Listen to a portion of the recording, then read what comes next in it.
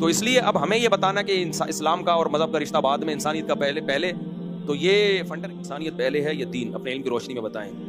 یہ سوال secular liberal لوگ بہت چلاتے ہیں کہ پہلے انسانیت ہے بعد میں مذہب ہے، اور بلکہ یہاں تک کہتے ہیں پہلے انسانیت کا آپس کا رشتہ ہے پھر مذہب کا رشتہ ہے۔ یہ ایسے جیسے مذہب اور انسانیت دو الگ الگ کہتے ہیں نا، انسانیت کا رشتہ پہلے ہے یا مذہب کا رشتہ پہلے۔ مذہب کے رشتے میں انسانیت کے رشتے کو سب سے زیادہ آلریڈی ویلیو دی جا چکی ہے۔ سمجھ رہے ہیں کہ نہیں سمجھ رہے؟ تبھی کافر کی لاش کی بھی اسلام میں توہین کی اجازت بولو نہیں ہے، تبھی جنگ میں کسی بوڑھے بچے کو بھی قتل کرنے کی اجازت نہیں ہے، بوڑھے کو بھی، بچے کو بھی، عورت کو بھی۔ قیدیوں کو کھانا کھلانے کا حکم ہے، جو جانی مسلح بنانے کی اجازت نہیں ہے۔